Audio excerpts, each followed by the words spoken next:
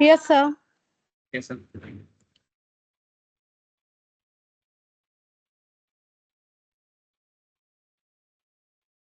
क्या screen share है? एक बार कंफर्म करो तो। Yes, sir. Okay sir.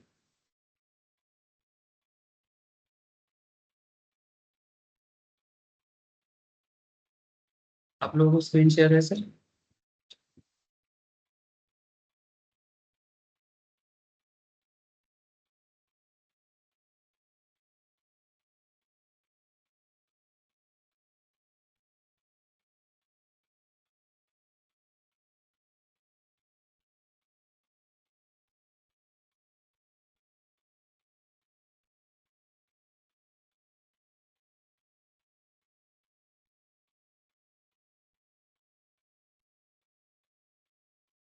Good morning sir.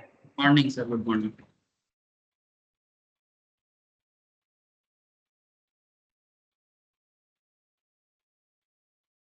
अच्छा, तो बेसिकली आज का क्लास जो है ना सर, ये एक बहुत ही इम्पोर्टेंट एक टॉपिक है। ये टॉपिक इतना इम्पोर्टेंट है कि हर किसी को जानना पड़ता है। और आजकल न्यू सिलेबस जो बना है, चाहे वो चार्टर्ड का सिलेबस हो, चाहे वो सीएमए का हो, या कंपनी सेक्रेटरी। ऐसे कंपनी सेक्रेटरी पहले से भी पढ़ता था।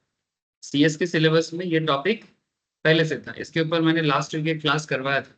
ये जो टॉपिक आज चलेगा, इसके ऊपर लास्ट वीक मैंने एक बेसिक इंट्रोडक्टरी क्लास करवाया था, जहां पर मैंने कॉन्स्टिट्यूशंस के बारे में एक ओवरव्यू दिया था। बट आज का क्लास उसी कॉन्स्टिट्यूशंस का जो टॉपिक है उसके अंदर थोड़ा सा और डेप्थ में जाएंगे, और थोड़ा सा सोर्स ऑफ लॉ, माने एक्चुअली संविधान के साथ साथ हम लोग फाइनेंस के लोग भी है ना। माने बेसिकली हम लोग कोई लॉयर नहीं है ना। थोड़ा बहुत लॉ का फोकस सीएस में ज्यादा है, बट फिर भी सीएस लॉयर नहीं। वो कंपनी का है, अकाउंट्स फाइनेंस रिलेटेड जो लीगल पार्ट्स है उसको एक्चुअली हैंडल करना। तो कहीं ना कहीं हमें कॉन्स्टिट्यूशंस को समझना ही है। इसके साथ साथ कॉन्स्टिट्यूशंस के ऊपर बेस करके कॉमर्स एंड फाइनेंस फील्ड में क्या कॉन्सेप्ट है उसके ऊपर भी फोकस थोड़ा सा हम लोगों को करना पड़ेगा। Because ultimately as a lawyer आप लोगों को कॉन्स्टिट्यूशंस का नॉलेज सबको चाहिए होता है डिटेल्स में। तो गवर्नमेंट चाहता है कि चार्टर्ड अकाउंटेंट, कॉस्ट अकाउंटेंट या कंपनी सेक्रेटरी, इन्हें संविधान का या कॉन्स्टिट्यूशंस का एक प्रॉपर एंड साउंड नॉलेज हो। इसमें सीएस के ऊपर थोड़ा ज्यादा ही सिलेबस का बर्डन है, बट सीए एंड सीएमए को इससे पहले कभी भी कॉन्स्टिट्यूशंस के ऊपर इतना फोकस नहीं किया गया था। बट रिसेंटली जितना सिलेबस अपडेट हुआ है उसमें फाउंडेशन, इंटरमीडिएट सभी जगह में कॉन्स्टिट्यूशन एक बहुत इंपॉर्टेंट, और not just in professional syllabus, even college के सिलेबस के अंदर भी संविधान मास्ट हो गया है। अगर आप ग्रेजुएशन कर रहे हो तो वहां पर भी कॉलेज का जो न्यू एजुकेशन पॉलिसी आया है उसमें भी कॉन्स्टिट्यूशन पढ़ा जा रहा है।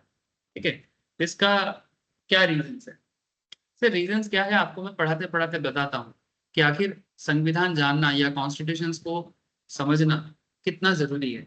ठीक है, नहीं तो क्या है ना, ये बहुत बड़ा देश है सर, और चाहे देश बड़ा हो या छोटा इससे फर्क नहीं पड़ता। फर्क ये पड़ता है कि अपनी कंट्री क्या है और उस कंट्री का क्या रूल्स रेगुलेशंस है, इसके बारे में वहाँ का लोकल्स को जानना बहुत जरूरी, बहुत जरूरी है।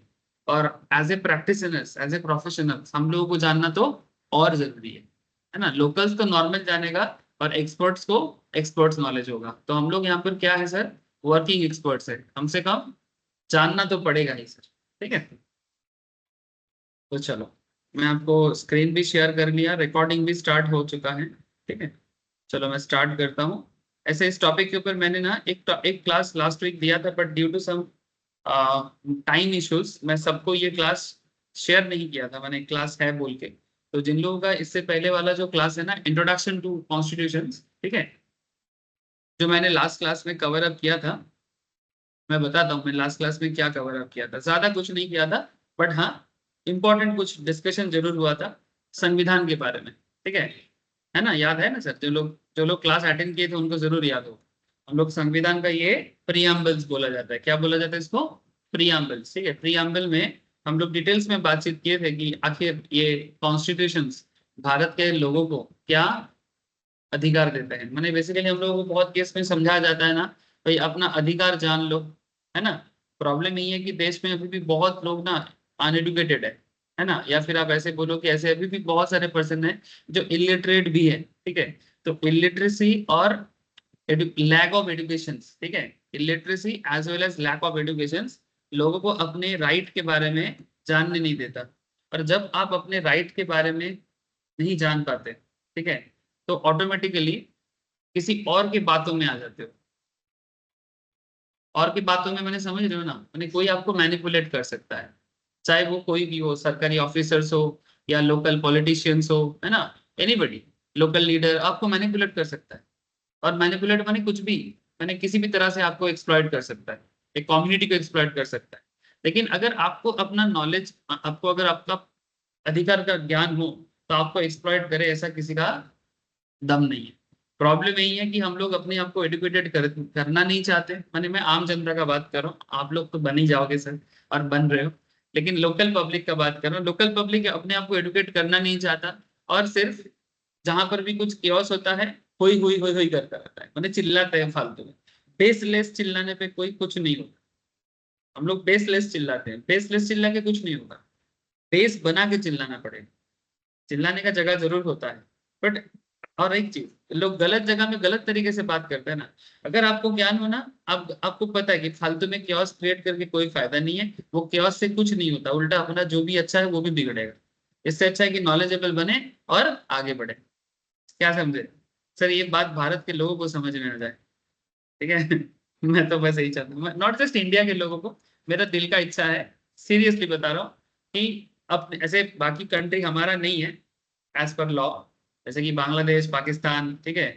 बट मेरा एक पर्सनल इच्छा ये है कि ये जो इंडियन सबकॉन्टिनेंट है, इसको सबकॉन्टिनेंट बोलते हैं, ठीक है, माने भारतीय उपमहादेश, ठीक है, इसको महादेश का नाम बोला गया है बिकॉज ये इतना बड़ा है, ठीक है। तो Indian subcontinent like Pakistan, Afghanistan, Sri Lanka, Bangladesh, Nepal, Bhutan, ठीक है, ये जितना कंट्रीज है ना, ये सभी कंट्रीज के लोगों को अपने अपने देश के बारे में ज्ञानी होना जरूरी है। ये ना अमेरिकन और यूरोपियंस हमें बहुत लूटते हैं, समझे सर। हर प्रॉब्लम के पीछे कहीं ना कहीं वेस्टर्न कंट्रीज का आपको कुछ ना कुछ कनेक्ट मिल ही जाएगा। और ये चाहता नहीं है कि हम लोग सच में डेवलप हो जाए। क्यों? क्योंकि जितना हम गरीब रहेंगे, जितना हम अनएडुकेटेड रहेंगे, इतना इनका बोलबाला बनेगा।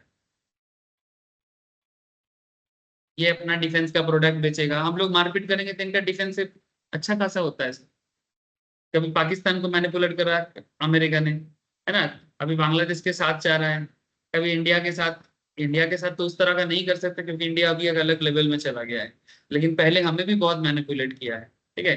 So my point is that कि क्यों इतना मैनिपुलेट हो जाते हैं हम लोग, ठीक है, कुछ तो प्रॉब्लम है। या तो समझना चाहते नहीं है, या तो समझ के भी अनजान है ना। चलो देखते हैं। तो आज का topic constitution and source of law दोनों चलेगा। अभी ये क्लास ना आप लोग नोट डाउन करके रखो, अगला 2-3 वीक्स ये क्लास अभी चलेगा एज एन एक्स्ट्रा, जिन लोगों का एक्स्ट्रा है। और जिनके सिलेबस में रूटीन में है उनका तो कंटिन्यू होगा सर, ठीक है। स्पेशली ये क्लास सीएस के हिसाब से रेगुलरली चलता है, ठीक है। बाकी लोगों के लिए ये एक्स्ट्रा हिसाब से चलेगा, ठीक है, जब तक कॉन्स्टिट्यूशन चलेगा तब तक। तो जैसे एक सिंपल एग्जांपल्स आपको मैं दे रहा हूँ, लास्ट दिन में बताया था, थोड़ा सा मैं आपको रिपीट कर रहा हूँ। अगर आप लोग देख पा रहे हो तो जरूर ठीक से देखो क्या लिखा है। ये कॉन्स्टिट्यूशन है, कॉन्स्टिट्यूशन का समरी है, यही मैं लास्ट क्लास में थोड़ा डिटेल्स में धीरे धीरे समझाया था। अभी मैं धीरे धीरे नहीं समझाऊंगा, थोड़ा फास्ट फास्ट ही समझा के निकलो।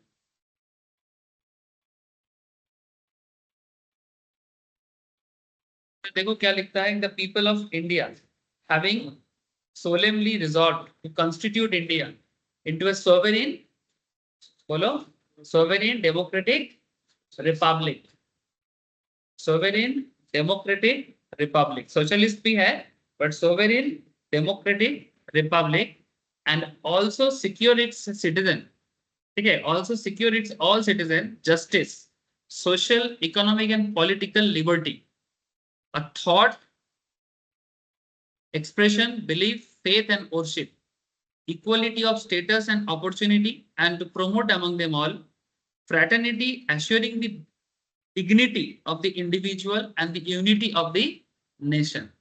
In our Constituent Assembly, this 26th day of November, 1949 do hereby adopt, enact and give to ourselves these constitutions. बहुत पावरफुल बात है सर। प्रॉब्लम यही है कि हम लोग, जो लोग जानते हैं वो भी ठीक से पालन नहीं करते, और कुछ लोग तो जानते भी नहीं है और समझना भी नहीं चाहते। सब अपने आप को पॉलिटिकल पार्टी का चमचा समझते हैं। कोई किसी का चमचा नहीं है सर, समझे सर? प्रॉब्लम यही है ना, हम लोग हमेशा पावर कैसे दिखाते हैं? हम ये पार्टी करते हैं, जो पार्टी पावर में, अगर उस पार्टी में मेरा कोई कनेक्शन हो जाए तो हमें लगता है हम बड़ा है ना, और बाकी सब नीचे। अरे भाई, ये पॉलिटिकल सत्ता का खेल तो बदलता जाएगा। हाँ, पॉलिटिकल सत्ता का खेल बदलता रहेगा। इसके साथ क्या है, आज जो पार्टी में है कल उसका पार्टी ना रहे तो, और फिर क्या चलता है ना, जब जो पावर में है वो अपना पावर यूज करके ऑपोजिशंस को कई बार फालतू में मैनिपुलेट करते हैं। और ये जो कल्चर है ना, ये पुराने समय से चले आ रहे हैं। पुराने समय मैंने कांग्रेस का ही नाम लेना पड़ेगा, क्योंकि देश में अभी तक टोटल 75 ईयर्स का जो जर्नी है इंडिपेंडेंस का, आ गया सर, इंडिपेंडेंट मूवमेंट आ गया वापस 15 अगस्त में, जो हमारा आजादी का दिन है। कांग्रेस उसमें कम से कम 55 to 60 ईयर्स राज किया है, और हार्डली 15 ईयर्स बीजेपी ओवरऑल, और बाकी कभी कभी मिली जुली in the sense mixed up करके चला है हार्डली 4-5 ईयर्स। तो कहीं ना कहीं ये जो कल्चर है ना, अगर मैं पावर में हूं तो मैं किसी को आगे बढ़ने नहीं दूंगा, इसका डिस्क्रेडिट किसको देना है? कांग्रेस को ही देना है क्या? मतलब ये तो नियम है। अब आजकल बीजेपी भी वही फॉलो कर रहा है, तुम मेरे को घुसाए थे जेल में, मैं भी तुमको घुसाऊं। ये सब कल्चर खत्म होना चाहिए, क्या समझे? है ना, बिना प्रूफ का, बिना कुछ बेसलेस किसी को भी जेल में डाल दो, है ना, ईडी डाल दो, उसके रेड करो, है ना। ये जो कल्चर अभी हम लोग, क्या है ना, सोशल मीडिया के जमाने में बहुत कुछ दिख रहा है, लेकिन पुराने समय में तो इतना खबर नहीं होता था। पुराने जमाने में बहुत मुश्किल होता, मैंने संवैधानिक राइट बहुत प्रॉब्लम करता। जो भी हो, ये सब क्लास में थोड़ा बहुत कंट्रोवर्शियल डिस्कशन तो होगा, लेकिन साथ में हम लोग नॉलेज का भी सहारा लेंगे। तो people of India having solemnly resolve to constitute India India sovereign democratic republic. Sovereign माने इंडिया एक टोटली, एक्चुअली क्या सोवरेन वर्ड इसलिए देना पड़ा क्योंकि भारत सोवरेन नहीं था। 1947 15 अगस्त भारत को ऑफिशियल इंडिपेंडेंस मिला। उसके बाद 1949 में हमारा कॉन्स्टिट्यूशन बना। तो 15 अगस्त 1947 से पहले क्या इंडिया एक इंडिपेंडेंट नेशन था? इसका अंदर आंसर यस नो दोनों हो सकता है। सर 1947 से पहले इंडिया एक इंडिपेंडेंट कंट्री, अगर मैं बोलूं कि यस और नो कि इंडिपेंडेंट कंट्री था या नहीं, तो मैक्सिमम यही जवाब देगा सर, नहीं था। लेकिन एक क्वेश्चन है, ये मेरा क्वेश्चन है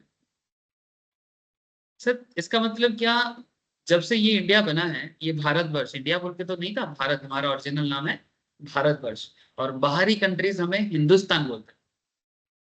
इसके बारे में भी आपको बताना चाहिए कि actually we are Bharat. But दूसरे लोग, जैसे आपका खुद का कुछ नाम होगा, लेकिन आपको प्यार से कई लोग कुछ और नाम से भी बुलाता होगा, है ना। तो हमारा देश का नाम एक्चुअल में क्या है? भारत, या फिर और प्यार से बोलते हैं भारतवर्ष। बट ये भारतवर्ष वर्ड हम लोग आजकल कम यूज करते हैं, due to reason is Pakistan और बांग्लादेश और अफगानिस्तान जैसे देश हमसे अलग होने के बाद से ये भारतवर्ष होने, ये पूरा एंटायर इंडियन कॉन्सेप्ट को बोला जाता है। तो ये जब से अलग हो गया ना, हम लोग भारतवर्ष शब्द को कम यूज करते हैं, सिर्फ इंडिया यूज करते हैं या भारत यूज करते हैं। अब ये भारत तो हमारा अपना नाम है, इसके पीछे मैं ज्यादा नहीं जाऊंगा, ठीक है, क्योंकि वो अलग बात हो जाएगा। पर फिर भी ये क्लास में हम लोग बहुत सारा इस तरह का हिस्टोरिकल कनेक्शंस को जोड़ने का कोशिश करते हैं, बिकॉज ये टॉपिक इसके साथ ऐसे ही है, ठीक है। नहीं तो आप बोलेगे सर इतिहास क्लास है कि संविधान क्लास है, समझ में नहीं आएगा, ठीक है। नहीं सर, हम लोग संविधान ही पढ़ेंगे, इतिहास बस आ जाएगा, क्योंकि मैं अगर संविधान बोलूंगा तो 1949 हिस्ट्री तो है क्या? 1949 करंट सिचुएशन है क्या? हिस्ट्री तो है। तो इतिहास आएगा कि नहीं आएगा? क्या मैं जबरदस्ती खींचूंगा इतिहास को? नहीं। मैं क्यों बोला कि जब मैं बोला कि इंडिपेंडेंट इंडिया इंडिपेंडेंट था या नहीं था, तो आप बोलोगे नहीं था, लेकिन मेरा क्वेश्चन है कि इससे पहले ब्रिटिश एरा था। ब्रिटिश एरा मोटा मोटी 1700 से स्टार्ट हुआ और 1947 तक चला। तो क्या उससे पहले इंडिया इंडिपेंडेंट था? There is another question. अब प्लीज इसमें जात पात मत घुसाना, ठीक है? मैं यहाँ पर रिलीजियस बेस को लाना नहीं चाहता, बट हिस्ट्री है, यू हैव टू अंडरस्टैंड, ठीक है? मुगल एरा, कौन थे ये मुगल? क्या ये भारतीय थे? नहीं, they are basically Mongolian clan. Mongolia से वर्ड आया Mughal, but they are not just Mongolians, they are entire Central Asian countries like Kazakhstan, Kyrgyzstan, हाँ, तो उज्बेकिस्तान, इस तरह का कुछ और भी कंट्रीज है सेंट्रल एशिया में। ये लोग एक्चुअली मंगोलिया से निकल के during the era of Genghis Khan, जिसने पूरा एशिया को एज वेल एज यूरोप को अपने पैरों तले रोन दिया था, इंटायर पूरा कब्जा कर लिया और मारपीट करी एकदम लास्ट पे लास्ट। चाइना सबसे ज्यादा अगर किसी पे डरा है तो मंगोल से ही डरा है। और इसीलिए चाइना का जो जो वॉल है ना, the great wall of China, ये किसके डर से बनाया गया? मंगोल से डर से बनाया, क्योंकि Mongolians are danger specially in the leadership of Genghis Khan. समझे सर?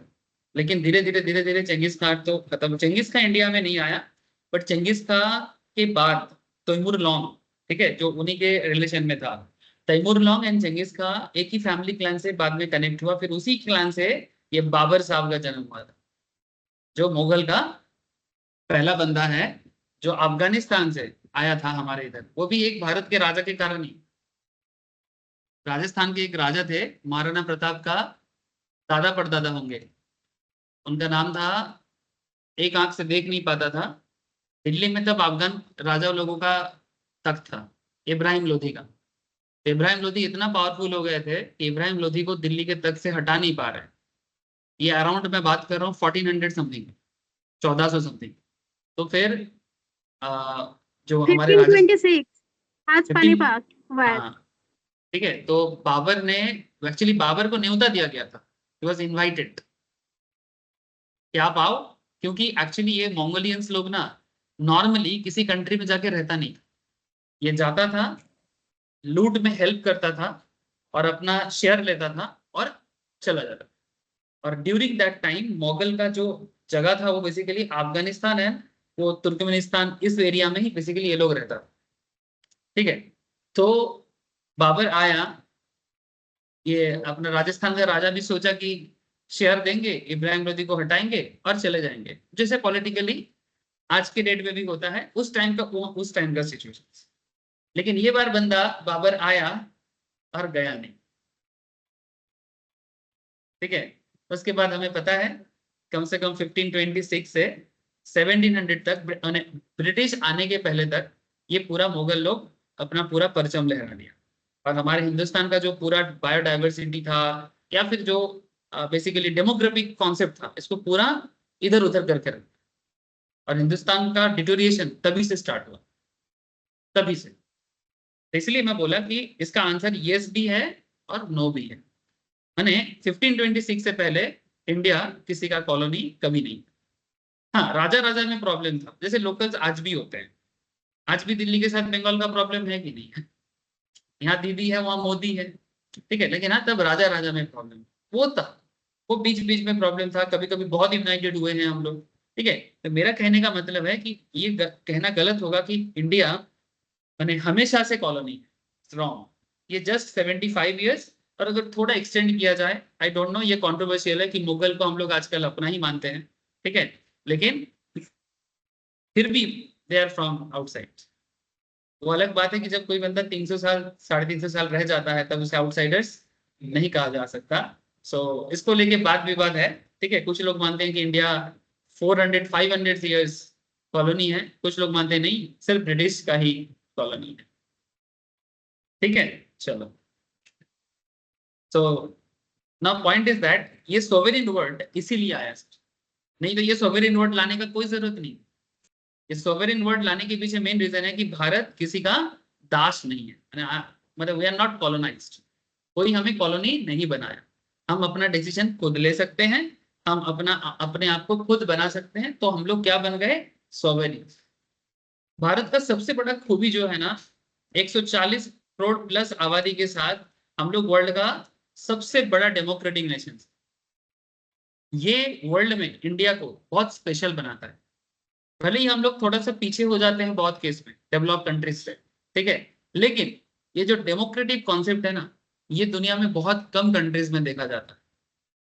यूरोपियंस में देखा जाता है डेमोक्रेटिक कॉन्सेप्ट, अमेरिका में है। इंडिया के बाद अगर सेकेंड लार्जेस्ट डेमोक्रेसी कहीं है तो वो यूएसए, ठीक है, लेकिन यूएसए का पॉपुलेशन बहुत कम है, हार्डली 30 to 35 करोड़ पॉपुलेशन के साथ USA is the second largest democracy. क्या समझे? बहुत गैप है। मैंने यहाँ पर आप बोलोगे सर पॉपुलेशन से डेमोक्रेसी का क्या रिलेशन, मे बी आपके माइंड में क्वेश्चन आएगा। तो what is the relation between population and democracy? Sir population के साथ डेमोक्रेसी का बहुत बड़ा रिलेशन है, क्योंकि जितना पॉपुलेशन ज्यादा होगा डेमोक्रेटिक कॉन्सेप्ट एस्टेब्लिश करना उतना मुश्किल होगा। सिंपल ना, एक फैमिली में अगर 4 लोग हैं, एक फैमिली में 4 लोग हैं, उसे कंट्रोल करना आसान है कि एक फैमिली में 40 लोग हैं उसको कंट्रोल करना आसान है? ऑब्वियसली 40, क्योंकि जितना लोग ज्यादा होगा डिफरेंट ओपिनियन होगा, है ना, और डिफरेंट ओपिनियन से डिफरेंट सिचुएशंस क्रिएट होगा, तो उसे कंट्रोल करना और मुश्किल होगा ना। सिंपल है, अगर 3-4 लोग कंट्रोल करना नॉर्मली आसान है, मतलब कम से कम विजुअल इंस्पेक्शन से तो वही दिख रहा है। लेकिन वो अलग बात है कि आजकल एक फैमिली में 4 लोग रहते हैं, स्मॉल फैमिलीज है ना आजकल, फिर भी एक दूसरे के साथ बात नहीं होता। टाइम इतना कॉम्प्लेक्स हो गया है समय के साथ साथ कि 4 लोग भी एक दूसरे का बात नहीं समझते। माँ बाप का बात नहीं समझता, बाप माँ का बात नहीं समझता, बेटा माँ बाबा के साथ कनेक्ट नहीं कर पाता, है ना, उनमें भी इतना सारा डिस्प्यूट्स। माँ बाप परेशान, बच्चा मेरा बात नहीं सुनता, बच्चा परेशान, माँ बाप मेरा बात नहीं सुनता। गलत बोला? तो फिर 4 कंट्रोल आसान है कि 40? बहुत केस में ये मैं थोड़ा सा एक्सेप्शनल बात है, हाँ? जो भी हो जस्ट ट्राई टू अंडरस्टैंड, लेकिन चलो दैट्स अ डिफरेंट पॉइंट्स, उसमें नहीं आओ, वो सामाजिक मैटर है, वो क्यों डिटोरिएट हुआ है उसका अलग कारण है, ठीक है।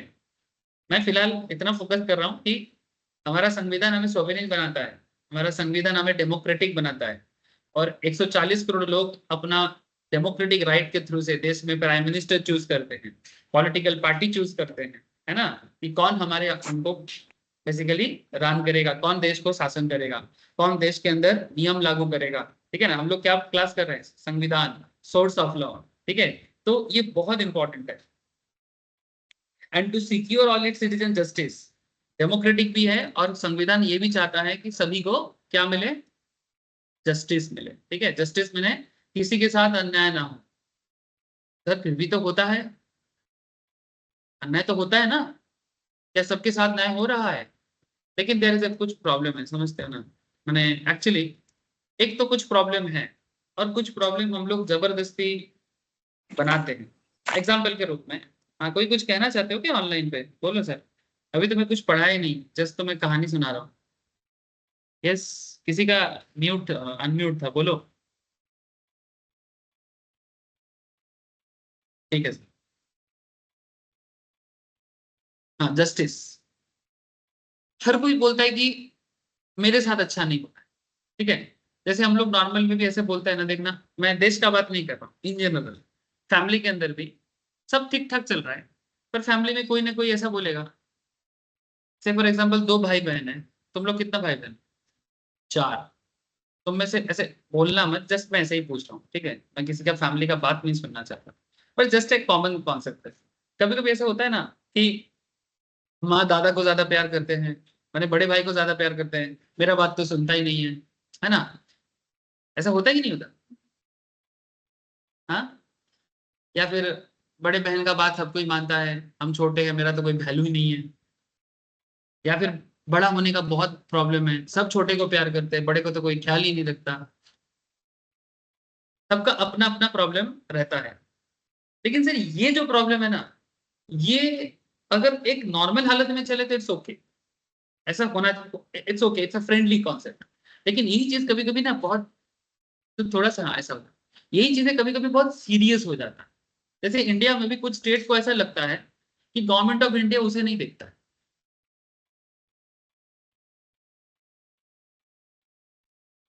क्या सच में गवर्नमेंट ऑफ इंडिया किसी स्टेट को पर्टिकुलरली साइड में कर देता है?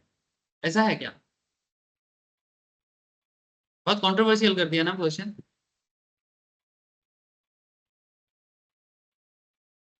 तो ये फैमिली मैटर में जो क्वेश्चन था, क्या वो कंट्रोवर्शियल नहीं था?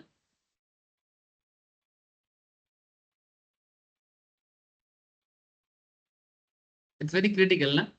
चलो कोई बात नहीं, थोड़ा बहुत क्रिटिकलिटी रहता है, बड़ा फैमिली में तो और रहेगा, है ना। जैसे मैंने ऐसे बहुत सारे स्टूडेंट से बात करता हूँ, थोड़ा ओपन माइंड पे ही बात करता हूँ, मैं अपना ओपिनियन भी देता हूँ, लेकिन मुझे पता है कि कहाँ कितना दुख है, थोड़ा बहुत आइडिया है मुझे, मैं अपने देश के बारे में ना जानता हूँ, तभी मैं थोड़ा सा ओपनली बात करता हूँ। नहीं तो मैं सिर्फ अगर मेरे वेस्ट बंगाल के बारे में ही बात करूंगा तो फिर मुश्किल हो जाएगा, है ना। तो क्योंकि बात संविधान का है और ये सिर्फ बंगाल का नहीं है, ये पूरे भारत का है। जैसे अगर आप कश्मीरी को जाके पूछोगे, उनका कहना होगा कि नहीं, भारत हमारे साथ ठीक नहीं कर रहा, मैंने वो भारत को अलग बना दिया। ठीक है, भारत अलग, कश्मीर अलग। तुम पंजाब में जाओगे, एक तबका भारत के साथ है, एक तबका भारत के साथ नहीं, उसके पीछे भी इतिहास है, बहुत प्रॉब्लम है। देयर आर सर्टेन डिस्प्यूट्स, मैं यहाँ पर डिस्प्यूट्स पे बात नहीं करूंगा, बट मैं आपको बस बता रहा हूँ, बाकी आपको जानने का इच्छा हो आप जानो।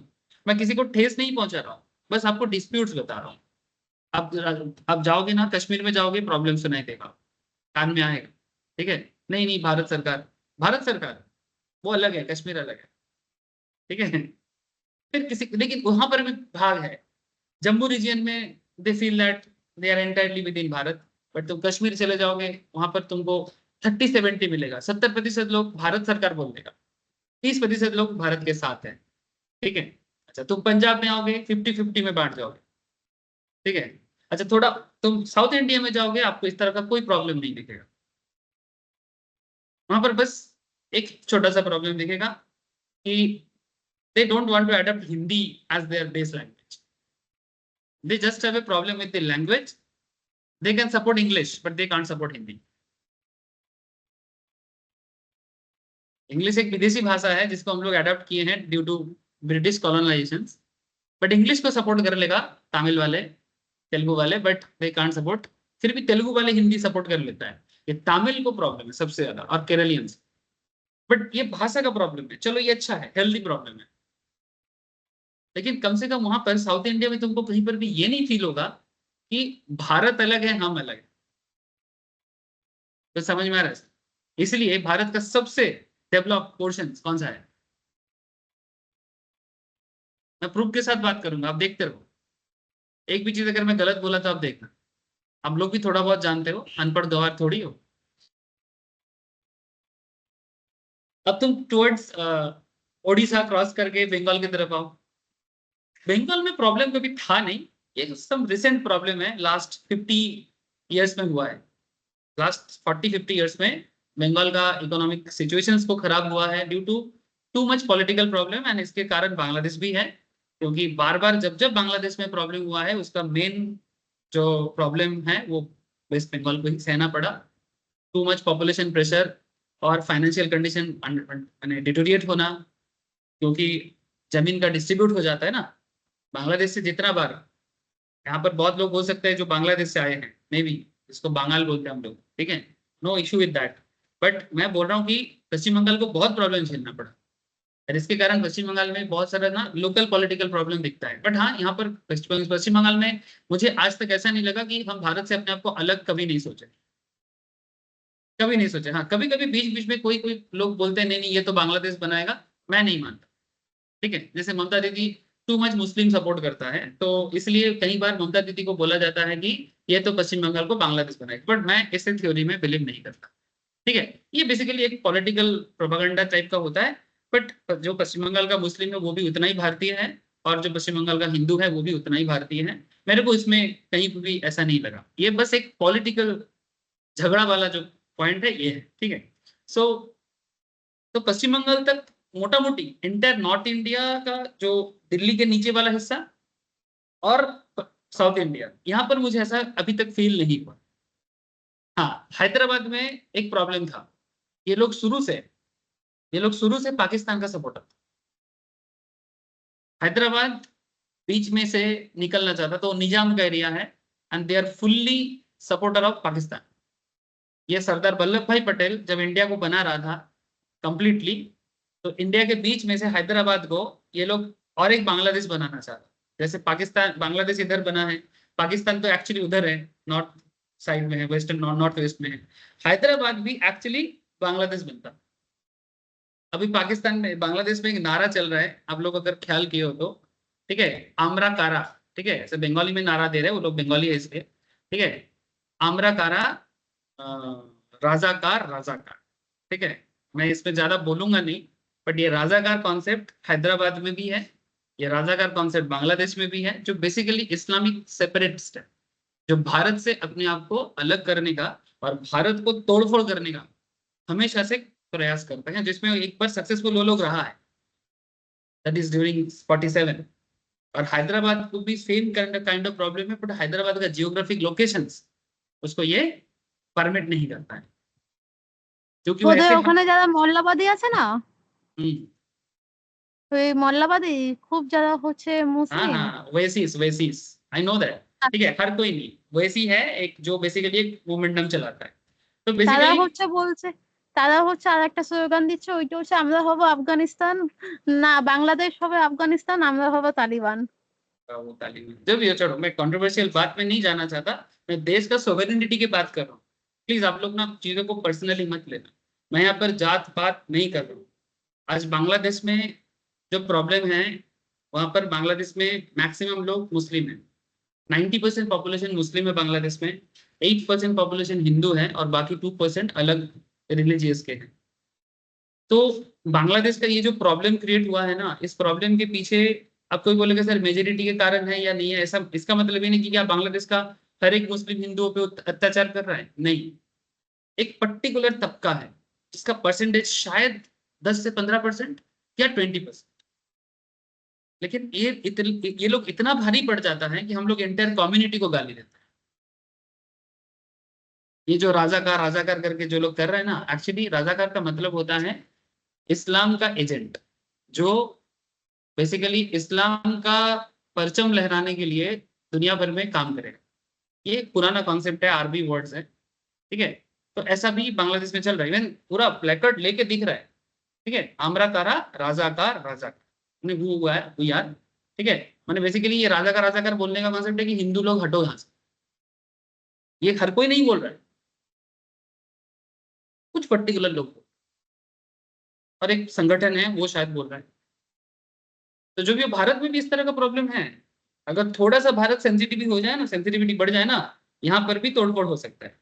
एक ही उपाय है सर, पूरा देश को बांधने का, ये देश प्रॉपरली एडुकेटेड होना चाहिए और ये सब सेपरेटिस्ट मूवमेंट को किसी ना किसी तरह से बंद करना। इसके लिए फुल्ली डेवलप कंट्री चाहिए, फुल्ली डेवलप्ड एजुकेशन चाहिए। तो ये तो एक बांग्लादेश है, अफगानिस्तान, एक पाकिस्तान बनने में टाइम नहीं लगेगा।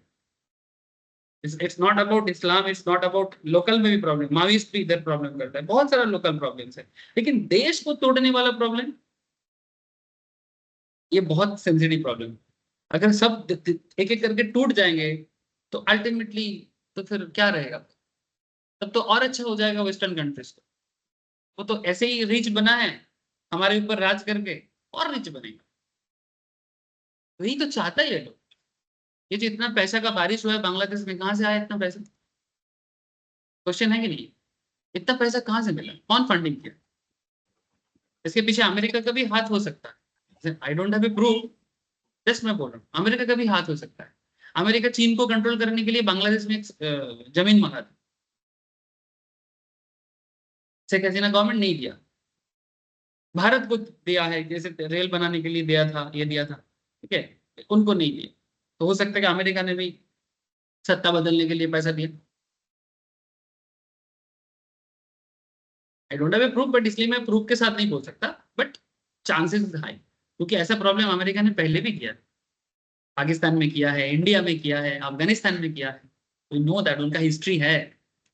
वो अपने पॉलिटिकल फायदे के लिए, अपने जियोपॉलिटिकल मैटर में अपना ये करने के लिए वो पहले भी किया, तो फिर से कर सकते। लेकिन भारत का बांग्लादेश के प्रति जो अधिकार है वो दूसरे कंट्री, ऐसे अधिकार हमारा है नहीं मैंने, लेकिन हमारा हिस्टोरिकल जोड़ बहुत पुराना है ना, हम लोग एक दूसरे से बहुत जोर से कनेक्टेड है, इसलिए हम लोग मैंने वहां पर भारत का सपोर्टर बहुत मिलेगा जो अंदर ही अंदर में जानता है कि वो कौन है, चाहे वो हिंदू होगा मुस्लिम। तो बाकी कंट्री का बांग्लादेश के ऊपर बात करना और भारत का बांग्लादेश के ऊपर बात करना, मुझे लगता है कि हिस्टोरिकल अगर ग्रिपिंग से बात करें तो हमारा अधिकार बाकी लोगों से बहुत ज्यादा है, क्योंकि Bangladesh fully and always and was is and will be part of India, माने एक तरह से वो रहेगा कनेक्टेड, वो कभी भी हमसे अलग हो ही नहीं सकता। वो अभी सोवेरिन है, लेकिन उसका इतिहास तो ऐसा नहीं बोलता है ना, जो भी हो। ये सोवेरिन वर्ड बहुत इंपॉर्टेंट है सर, ये क्या बोलते हैं इसको, डेमोक्रेटिक वर्ड बहुत इंपॉर्टेंट है, तो please try to understand. Justice, मैं आपको जस्टिस के बारे में बोला ना, सब कोई बोलता है कि हमारे साथ अच्छा नहीं हुआ, ठीक है, ऐसे देखा जाए तो प्रॉब्लम हर जगह, लेकिन जो अपने देश को पसंद करता है, प्यार करता है अपने देश के प्रति, जिसका मैंने जज्बात है, वो समझेगा कि जस्टिस क्यों नहीं है। जस्टिस के लिए लड़ाई करना पड़ता है ऑब्वियसली, अपने फैमिली के अंदर भी अपना राइट पाने के लिए भी लोगों को बहुत मेहनत करना पड़ता है। सोशल, इकोनॉमिक, पॉलिटिकल, तीनों तरह का जस्टिस चाहिए। Liberty of thought, expression, belief, faith and worship. आप क्या पूजा पद्धति फॉलो करोगे ये आपके ऊपर है, कोई आप पे थोप नहीं सकता कि आप जबरदस्ती मंदिर में जाओ, नहीं, पसंद आया मंदिर जाना तो जाओ, मत नहीं जाना है मत जाओ। जैसे आपको मैं बताता हूँ, ऐसे देयर आर सर्टेन, यहाँ पर भी एक तरह का हिंदू फोर्स काम करता है जो चाहता है कि हर किसी को जबरदस्ती मुस्लिम बना दे। दिस काइंड ऑफ संगठन इधर भी है, रेडिकल ग्रुप। कोई भी रेडिकल कॉन्सेप्ट अच्छा नहीं, समझ रहे हो सर, लेकिन एक रेडिकल को रोकने के लिए दूसरा रेडिकल का जन्म हो जाता है। अगर इस्लामिक रेडिकल रहेगा तो इस्लाम रेडिकल हिंदू भी रहेगा, नहीं तो रेडिकल इस्लाम को कौन रोकेगा। इसलिए रेडिकलिज्म मतलब समझ रहे हो, कट्टरवाद, कट्टर हिंदू हो जाते हैं हाँ जरूरत पड़ने से। जैसे राम जन्म के दिन, ठीक है, रामनवमी के दिन, नॉर्मली ना, राम हमारे देश में एक बहुत अलग लेवल का इमोशन, ठीक है, लेकिन आजकल रामनवमी का मतलब ऐसा हो गया कि हम लोग तलवार वलवार लेके निकल जाते हैं, जैसे लगता है कि जैसे राम जन्मा नहीं हम लोग लोगों को मारने पीटने में लगा है। नहीं, एक्चुअली ये नहीं है, बट एक ऐसा पॉलिटिकल सिचुएशन से, एक सोशल सिचुएशन बना जा रहा है, एक रेडिकल को रोकने के लिए दूसरे रेडिकल का जन्म हो जाएगा। और ये कट्टरवाद क्योंकि अभी भी स्मॉल एरिया में है या स्मॉल लोगों के अंदर है, यही चीज जब बहुत बड़ा एरिया बना लेता है ना, तब वो क्या होगा, मारपीट दंगा ही होगा। इसलिए रेडिकल कॉन्सेप्ट से हमें बाहर आना पड़ेगा, चाहे वो कोई भी रेडिकलिज्म। आई डोंट नो मैं कितना सही बोल रहा हूँ, बट एक्चुअली ये संविधान से बोल रहा हूँ, ठीक है, मैं सही गलत हो सकता हूँ, लेकिन मैं अपना ओपिनियन नहीं दे रहा हूँ यहाँ पर, जस्ट आपको संविधान के बता रहा हूँ। लिबर्टी ऑफ थॉट, आप क्या सोचोगे वो थॉट आपका है, आपका एक्सप्रेशन, आपका बिलीफ, आपका फेथ, आपका ओरशिप। लेकिन अगर आपका फेथ, आपका ओरशिप एक देश का इंडिपेंडेंस प्रॉब्लम में आघात लाता है, एक देश को तोड़ता है, तो फिर ये फेथ बहुत प्रॉब्लम कर सकता है। माने आप अपना जिसमें फेथ है आप करो ना, क्या दिक्कत है। आपको भगवान पसंद नहीं है, अल्लाह पसंद है, करो ना। आपको अल्लाह पसंद नहीं है, भगवान पसंद है, करो ना। ऐसे तो मैं मानता हूँ सब एक ही, ठीक है, क्योंकि सीरियसली सब एक है, बस वर्ड अलग है। बट ये शब्द ही प्रॉब्लम करते हैं। लास्ट क्लास में बोला था ना, ये शब्द बहुत डेंजरस चीज है। कोई अल्लाह बोल दिया, कोई गॉड बोल दिया, कोई भगवान बोल दिया, और अल्लाह गॉड और भगवान पे मारपीट चल रहा है। करेंटली भारत में तो ऐसा कुछ है, हो नहीं रहा है, बट बीच बीच में हो जाता है। और बांग्लादेश में तो क्या चीज के नाम पे लड़ाई किया था और क्या चल रहा है। बोला तो था कि स्टूडेंट मूवमेंट है, तो फिर हिंदू फैमिली में सब क्या कर रहे हैं स्टूडेंट मूवमेंट में। मुझे तो लगता है कि स्टूडेंट मूवमेंट है, बट कुछ लोग ना बीच में ये फायदा ले रहे हैं। मैंने क्योस है, क्योस में भीड़ के अंदर घुस के चालू हो जाओ। हाँ हाँ, मतलब मैं अपना काम हम कर लेते हैं। देखो, तुम लोग सीरियस मत हो जाओ, सिंपल है चीजें, ठीक है, मैं समझ सकता हूँ, बातें सीरियस कर रहा हूँ मैं थोड़ा सा, बट ये सब बात भी तो सीरियस है। जस्टिस, लिबर्टी, इसका मतलब अच्छा क्या, लिबर्टी ऑफ थॉट का मतलब क्या, कुछ भी सोचेगा? अरे जो बनाता है उसको सोचो, जो तोड़ता है उसको मत सोचो। मैंने तुम्हारा कोई भी थॉट जो देश को जोड़ता है ऐसा सोचने में कोई दिक्कत नहीं, लेकिन तुम्हारा ऐसा कोई भी सोच जो देश को तोड़ता है, तब प्रॉब्लम होगा। Equality of status and opportunity, promote among them all. Fraternity, fraternity माने वी ऑल, जैसे अभी 15 अगस्त आएगा, we all are the Indian fraternity. एक चीज है कि इंडिपेंडेंस डे के दिन हम सब एक हो जाते हैं, बाकी किसी दिन एक होना हो, ठीक है, इसलिए 15 अगस्त one of my favourite day. But वो अलग बात है कि आजकल लोग इसको छुट्टी का दिन मनाते हैं, घर में एकदम मस्त चिकन मटन बना के खाते हैं, क्लास छुट्टी रहेगा, ठीक है। नहीं एक्चुअली क्लास छुट्टी रहेगा, बट आप इस देश को एक प्रोडक्टिव वे में चलाओ। जैसे मैं थोड़ा सा ज्यादा नहीं कर पाता, जितना मेरे से हो पाता है मैं कम से कम एक सोच के साथ बिता दूं कि आज का दिन स्पेशल है। कुछ नहीं तो एक देशभक्ति वाला सिनेमा ही देख लेता हूँ, जरूर अगर कुछ ना मिले तो कम से कम पुराना बॉर्डर खोल के बैठ जाता हूँ। एक बॉर्डर खोल के मूवी आया था, कुछ नहीं तो कम से कम बॉर्डर ही देख लेता हूँ, ठीक है, या फिर कारगिल रिलेटेड कोई मूवीज है तो वो देख लेता हूँ, ठीक है। थोड़ा सा फैमिली के साथ समय देता हूँ और इस चीज पे याद में जीता हूँ कि हम कौन हैं, हम कैसे, करंट जो भारत है ये कैसे बना है। कम से कम इतना मैं करूँ, ज्यादा कुछ नहीं कर पाते, इतना जरूर करूँ। हाँ, गाँव अगर नेटिव में रहता था उस टाइम पे मैं इस दिन में वो बच्चे लोगों को, स्कूल में जो लोग निकलता था उन लोगों को थोड़ा सा वो जलेबी वगैरह खिलाता था, चॉकलेट देता था। और मेरा मन तो करता है लोगों को बहुत कुछ बोलूं, बट आजकल लोग सुनने को रेडी नहीं है, इसलिए मैं बोलना बंद कर दिया। आप लोग पढ़ने आते हो, मैं पढ़ाते पढ़ाते बोलता हूँ, नॉर्मल बुलाते तो कभी नहीं आते। संविधान के पाठ के हिसाब से बोल रहा हूँ, मेरे को भी मौका मिल जाता है।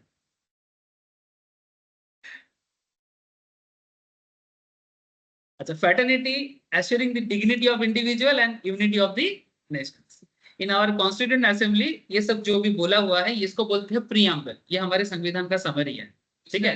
दो वर्ड क्या फर्क क्या चीज सर? है? एक में सेकुलर, सेकुलर सोशलिज्म, ये दोनों वर्ड बाद में आया है, जो प्रीएम्बल्स के अंदर नहीं है एक्चुअली, ये बाद में जोड़ा गया। सेकुलर शब्द हमारे संविधान में नहीं था, ये बाद में बदमाशी करके जोड़ा गया है। इसके पीछे मैं आपको लॉजिक दे सकता हूँ, मैं फालतू में बात नहीं करता। ये सेकुलर शब्द बाद में हमारे संविधान में जोड़ा गया है, मैं आपको दिखाता हूँ।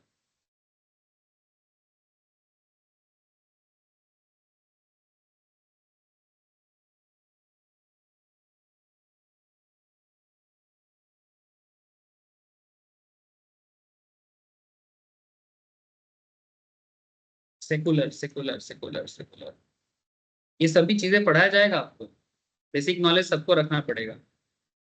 आई थिंक 1970s में ऐसे सेकुलरिज्म वर्ड, इंदिरा गांधी जी के टाइम पे, समझे सर? इंदिरा गांधी जी के टाइम पे सेकुलर शब्द को जोड़ा गया। मैं पढ़ाते पढ़ाते मुझे मिलेगा तो मैं दिखाऊंगा आपको, ठीक है, कि कैसे संविधान में सेकुलर शब्द को जोड़ा गया है। नहीं तो पहले सेकुलर शब्द नहीं था एक्चुअली ना, there is a problem sir. मैंने सेकुलर शब्द का मतलब लोग कुछ उल्टा ही ले लिया। सेकुलर शब्द का मतलब क्या होता है? धर्म निरपेक्ष, है ना? पर ये क्या सर, धर्म निरपेक्ष माने what is the meaning of धर्म निरपेक्ष?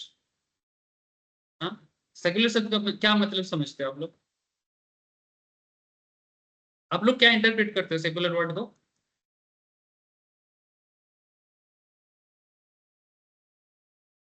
माने आप ऐसे इंटरप्रेट करते हो क्या कि भारत का कोई धर्म नहीं है, भारत का कोई धर्म नहीं है, यही सोचते हो ना कि भारत का कोई धर्म नहीं है, माने भारत कोई धर्म रिलेटेड कंट्री नहीं है, बट यहाँ पर सब अपने अपने धर्म मानते हैं, ऐसा सोचते हो?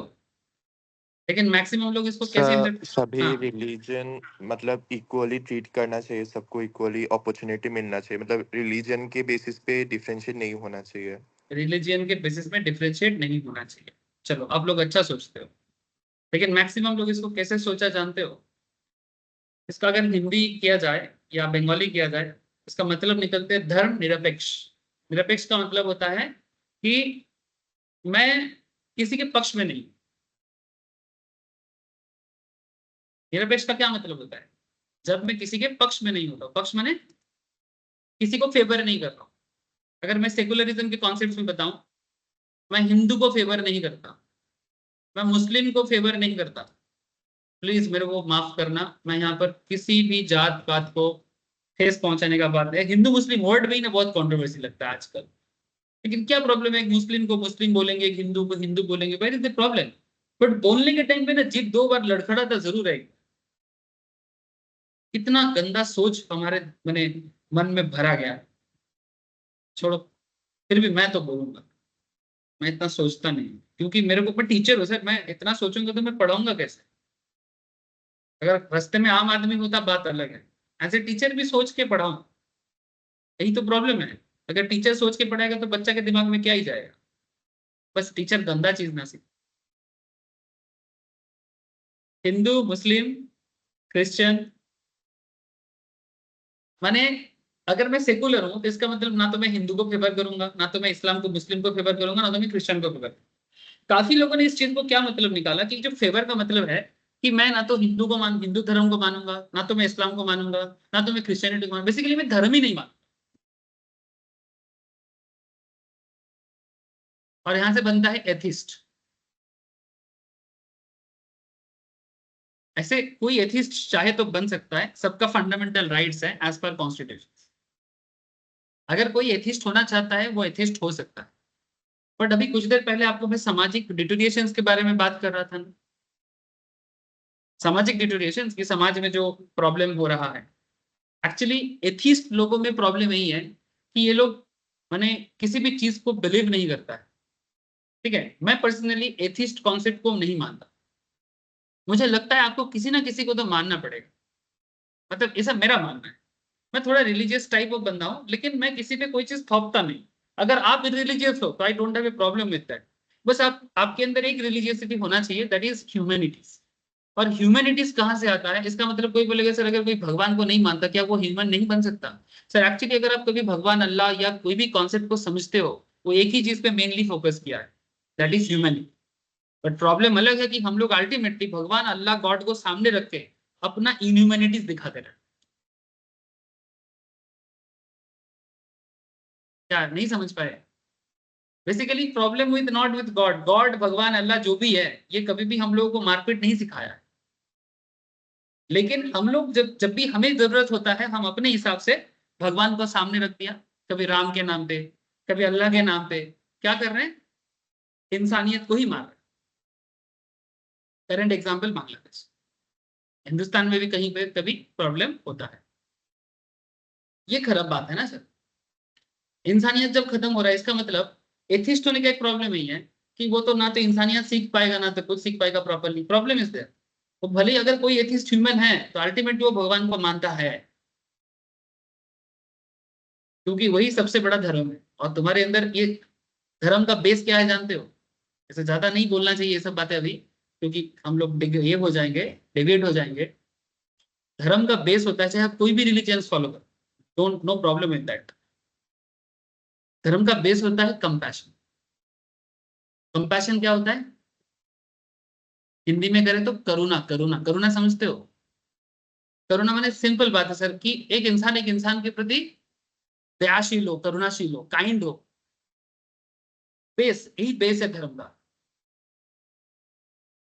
नहीं समझ में आया? This is called compassion. किसी को देखते हुए मतलब अपने पद, किसी को छोटा दिखाना, किसी को नीचा दिखाना, बेसिकली तुम्हारे अंदर कंपैशन नहीं है। तुम पावर का मिसयूज करते हो, तो पॉलिटिकल झंडा तुम्हारे हाथ में है, तुम लोगों को रुतबा दिखाते हो। इसका मतलब तुम चाहे कितना भी तिलक काट लो, कितना भी टोपी पहन लो, फर्क नहीं पड़ता, तुम अधार्मिक हो। सिंपल बात है। धर्म का बेस ही है कंपैशन। जहां कंपैशन नहीं है, वो कितना भी अपने आप को धर्म का झंडा गाड़ दे, वो धर्म नहीं।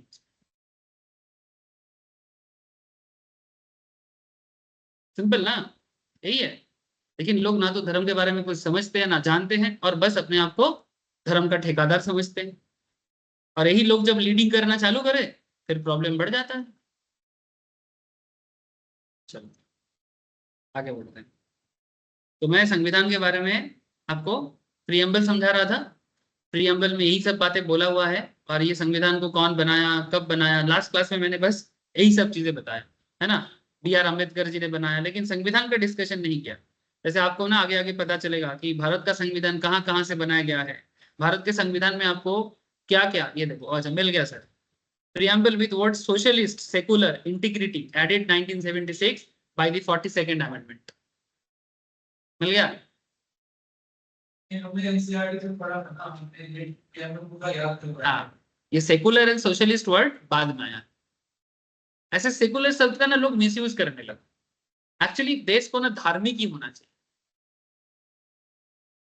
धर्मनिरपेक्ष नहीं होना चाहिए, ऐसा मेरा मानना है। इसका मतलब ये नहीं कि हम दूसरे धर्म को नीचा दिखा रहे हैं, नहीं, धार्मिक होना जरूरी है। क्योंकि यहाँ पर तो लोग धर्म का मतलब ही उल्टा कर रहे हैं ना, ये तो कुछ एडजस्टमेंट चल रहा है। ये जो अभी चल रहा है ना सेकुलर शब्द को देके एडजस्टमेंट माने, अगर यहाँ पर तो अब आप बोलोगे सर फिर कौन सा धर्म होगा भारत का? सर भारत का धर्म, अब आप अगर आप मेरे मुंह से सुनना चाहोगे, ऐसे बोलना सही नहीं है। देश का नाम क्या है? इंडिया शब्द कहाँ से आया है? देश के नाम से जो धर्म कनेक्ट होगा वही ना इस देश का एक्चुअल मैंने पहचान है। बट यही चीज कुछ लोगों को पसंद नहीं आता, ऐसे रहेगा यहीं पर। यहाँ पर किसी को अपना फेथ फॉलो करने में प्रॉब्लम नहीं है, फेथ फॉलो करे ना, लेकिन देश का जो पहचान है वो पहचान किससे है? नाम कहाँ से आया? तुम कौन हो? फिर तो फिर ये सेकुलर वर्ड जोड़ के तुम एडजस्टमेंट ही तो कर रहे हो। देश का जो ओरिजिनलिटी है उसको तो तुम अल्टीमेटली नहीं समझ रहे सर। ये ओरिजिनलिटी को एडजस्टमेंट नहीं हुआ। सोचो, मैं यहाँ पर किसी को कुछ थोप नहीं रहा, मैं ये नहीं बोल रहा हूँ कि मैं सही हूं, मैं बोल रहा हूँ कि ये एडजस्टमेंट है। सोशलिस्ट फिर भी चलो 2 मिनट के लिए समझा सकते हैं। सोशलिस्ट माने गवर्नमेंट का भी पावर रहेगा, वो सोशलिस्ट के थ्रू से होता है, इक्वल नजर से सबको वैल्यू मिलेगा। ये वर्ड समझ, secular word I don't understand. ये एडजस्टमेंट है और कुछ नहीं। और प्रॉब्लम वही हुआ है कि उसके बाद से लोगों को लगा कि ये धर्म वगैरह कुछ होता नहीं है, और लोग जितना अधार्मिक होते जा रहे हैं, ठीक है, कोई भी चीज प्रॉपरली समझ नहीं रहे हैं, और अल्टीमेटली सामाजिक व्यवस्था गिर रहा है। एक छोटा सा एग्जाम्पल दे, रिसेंट घटना हुआ है कोलकाता में, मेडिकल कॉलेज में बहुत बड़ा खराब काम हुआ है, ठीक है, बहुत खराब काम हुआ है। ऐसा चीजें क्यों हो रहा है?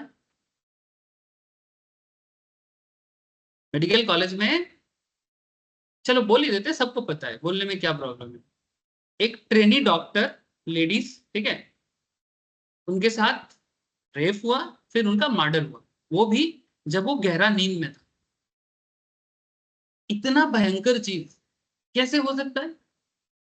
बिकॉज लोग इतना अधार्मिक हो चुका है कि इनको किसी भी चीज का कोई ख्याल नहीं।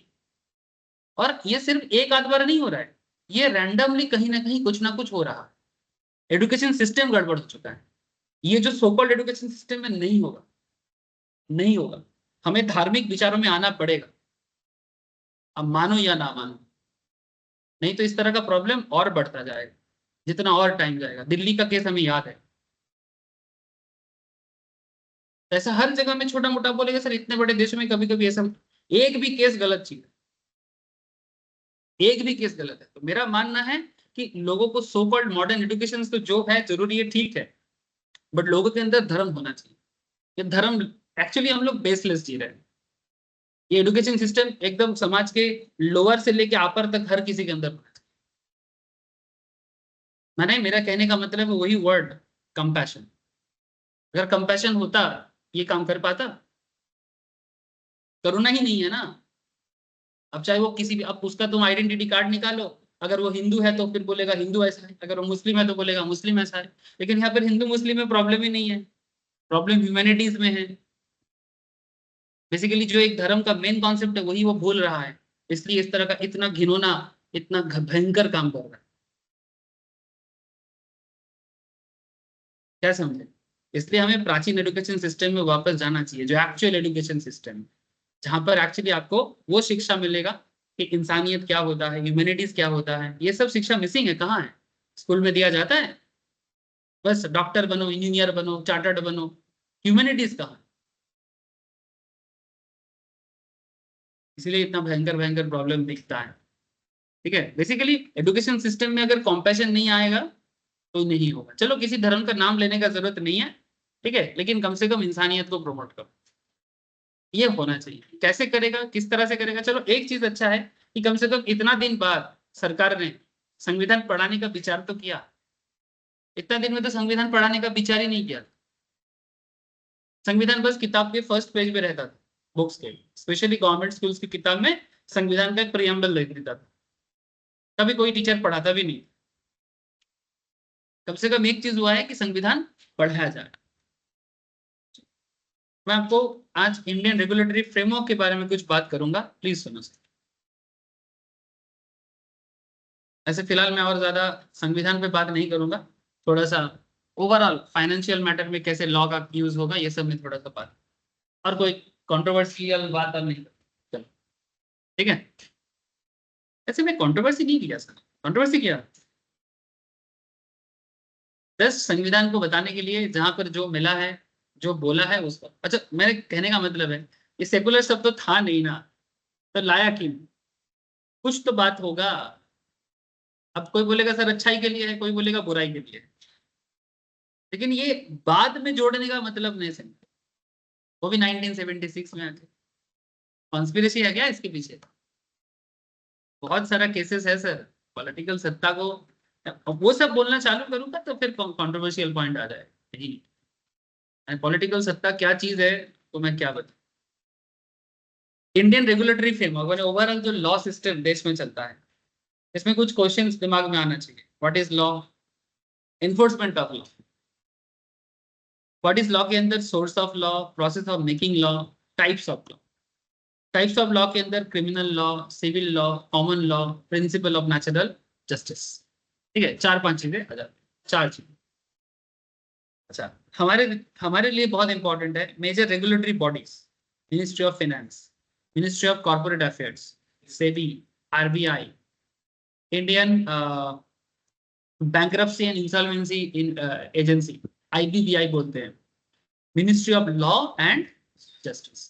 ठीक है, ये सब हो जाता है सर रेगुलेटरी बॉडीज के अंदर and structure of Indian judicial system के अंदर। ठीक है, जो हमारे पूरा सिस्टम को चलाता है। अब ये कैसे काम करता है, क्यों जरूरत पड़ा? ऐसे तो हल्का आइडिया आप लोगों को मिल गया, क्योंकि मैं संविधान में जब बात कर रहा हूँ तो अल्टीमेटली ये सब बात हो जाएगा, बट फिलहाल मैं थोड़ा संविधान से बाहर आके एक ओवरऑल बात कर, संविधान के अंदर जाऊंगा, बहुत बात चीजें बाकी है संविधान में। कुछ दिमाग में क्वेश्चन होना चाहिए। क्या क्वेश्चन? जैसे यहाँ पर एक सिंपल बच्चे जैसा क्वेश्चन कर रहे हैं, have you ever wondered why you are studying the subject called law? आप लोग ऐसे तो बहुत सारा लॉ पढ़ते हो, बिजनेस लॉ, कंपनी लॉ। हाँ सर, जिसका जो है अभी, बाकी धीरे धीरे सभी पढ़ोगे, बिजनेस लॉ, कंपनी लॉ, फिर इंडस्ट्रियल लॉ भी आता है। सीएस वाले तो थोड़ा ज्यादा ही लॉ पढ़ लेते हैं। जूरिस्प्रूडेंस भी एक लॉ है जो आज का क्लास है बेसिकली। ठीक है, तो कहने का मतलब है इतना लॉ पढ़ के क्या करेगा? क्या करेगा? माथा खराब करेगा। देखो, is it only because has been prescribed in the syllabus? मैंने अब नॉर्मल जवाब यही है, सिलेबस में दिया है तो पढ़ रहे। सीएस बनना है, सिलेबस में 50% 60% लॉ का पढ़ना पड़ भाई, बहुत लॉ पढ़ना पड़ता है। क्यों? बिना क्यों का जवाब के बिना हम लोग आगे बढ़ते रहते हैं। Because you will need this knowledge as a member of institute of chartered, because आपको लॉ का नॉलेज होगा तो आप सीए का मेंबर बनोगे, या सीएस का मेंबर बनोगे, या सीएमए का मेंबर बनोगे, जस्ट बिकॉज इसलिए। Awareness of law is essential to become a full-fledged chartered accountant, full-fledged company secretary, full-fledged cost accountant. This is because a CA, CS or CMA is the first level of contact in many legal matters. ये जो CS होते हैं या CA होते हैं या CMA होते हैं, इनको मैक्सिमम केस में हर बिजनेस डील का कॉन्ट्रैक्ट जो होता है ना, यही फर्स्ट लेवल ऑफ कॉन्ट्रैक्ट में आते हैं। कोई भी स्पेशली बिजनेस डीलिंग्स में सबसे पहले चार्टर्ड अकाउंटेंट या तो कॉस्ट अकाउंटेंट या फिर कंपनी से, they are the first level of contact. अगर सिंपल बात करते हैं, एक टैक्स फाइलिंग होगा, एक कंपनी बनेगा, प्राइवेट कंपनी बनेगा, पब्लिक कंपनी बनेगा, किसके थ्रू से बनता है? सीएमए के थ्रू से ही तो बनता है। ये लोग ही तो फर्स्ट लेवल में कांटेक्ट कर रहा है। अगर बाद में कुछ भी लीगल इश्यूज होगा तो किसको पकड़ा जाएगा? किसका गलती से हुआ है? बात समझ में आ रहा है कि नहीं आ रहा है? So we should possess knowledge of law so that we can advise our management and as a chartered accountant, as a company secretary, ताकि हम लोग लॉ को जाने और अपनी कंपनी का जो मैनेजमेंट है उनको हम लोग गाइड कर सके time to time, and clients को भी गाइड कर सके। हमारे पास क्लाइंट आएगा अपना टैक्स का प्रॉब्लम लेके, अपना फाइनेंस का प्रॉब्लम लेके, तो हमें तो पता होना चाहिए ना कि नियम क्या है। जैसे ऐसे भी किसी भी नया जगह में जब हम लोग जाते हैं न्यू एरिया में, तो वहां पर सपोज आप एक न्यू कंट्री में जाते हैं, एक न्यू कंट्री में जाके सबसे ज्यादा डर किस चीज का होता है?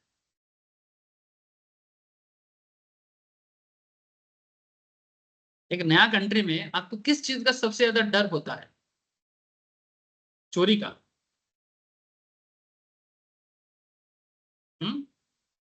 भाषा?